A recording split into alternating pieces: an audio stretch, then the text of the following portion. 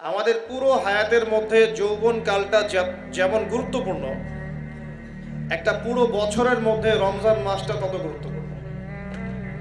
আমি কি বোঝাতে পারছি? আমাদের পুরো জীবনে আমাদের যৌবনকালটা যত গুরুত্বপূর্ণ, একটা বছরের মধ্যে রমাদান মাসটা তার চেয়েও বেশি গুরুত্বপূর্ণ। আমাদের হায়াত আগেকার উম্মতের হায়াতের চেয়ে অনেক কম। আগেকার উম্মত কেউ কেউ 1000 বছর, 2000 বছর, 500 বছর, 700 বছর, 800 বছর এমন বেঁচে থাকতো। নূহ আলাইহিস সালাম শুধুমাত্র 950 বছর মানুষকে দাওয়াতই দিয়েছেন, বলেন সুবহানাল্লাহ। শুধুমাত্র 950 বছর মানুষকে দ্বীনের দাওয়াতই দিয়েছেন কোন নবী? নূহ আলাইহিস সালাম।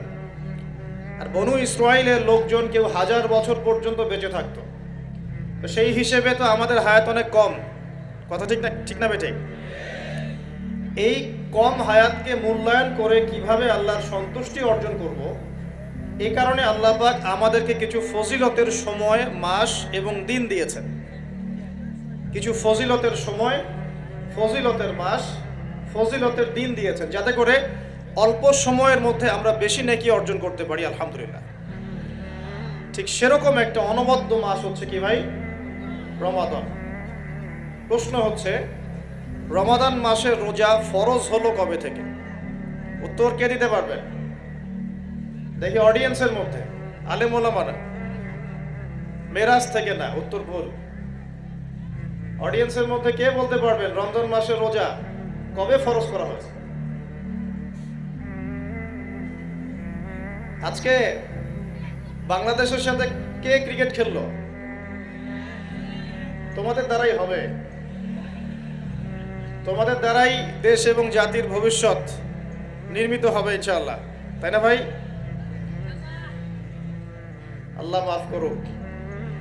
আমরা যে বিষয় থেকে এখানে আসলাম, আল্লাহ রাব্বুল আলামিন আমাদেরকে যে পুরো জীবন দিয়েছেন, এই জীবনের মধ্যে যৌবন যত গুরুত্বপূর্ণ, আমাদের পুরো বছরের মধ্যে রমজান মাস কিন্তু তার চাইতে বেশি গুরুত্বপূর্ণ। রমাদানের সওম ফরজ হয়েছে 2য় হিজরিতে। কত হিজরি ভাই? 2য় হিজরি আবার কি? আল্লাহর নবীর নবুয়ত জীবন 23 বছর। কত বছর? এই 23 বছরের প্রথম 13 বছর তিনি ছিলেন মক্কায়। কোথায়? পরের 10 বছর ছিলেন কোথায়? মদিনায়। এই যে মদিনায় হিজরত করলেন তিনি, হিজরত মানে স্থানান্তরিত হলেন।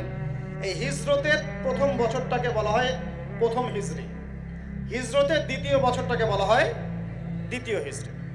এই